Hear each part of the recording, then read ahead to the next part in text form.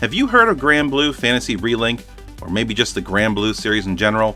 Relink is an extremely polished action RPG that I feel arrived with low expectations. I tried the demo out and I was hooked. I immediately pre-ordered, knowing this was the game made for me. If you know the history of Relink, then you know that it had years-long development cycle, including a studio change and multiple delays. Many players likely assumed it would be a mess. Instead, reviews describe it as a slick, colorful, and surprisingly high quality, which meant it exceeded expectations but didn't get the hype that it deserved.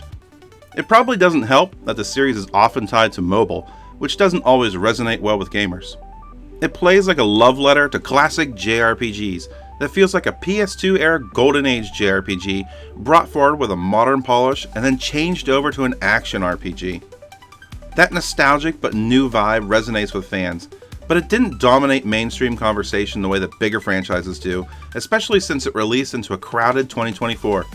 Games like Tekken 8 and Like a Dragon Infinite Wealth were already released, with Persona 3 Reload and Helldivers 2 releasing the same month, and then Dragon's Dogma 2 hot on its heels releasing shortly after.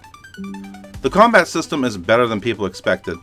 It's flashy, in-depth, and rewarding, blended elements of Ys, Tales, and Monster series. The real-time combat is a real standout feature, but it might have given off a gotcha vibe, which ultimately undersold the strong gameplay.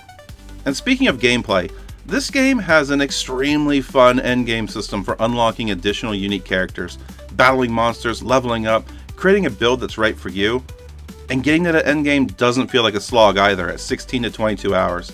It's the kind of game that players love more than critics, and to me, those are exactly the kind of games that may wind up on being a gem status list down the road.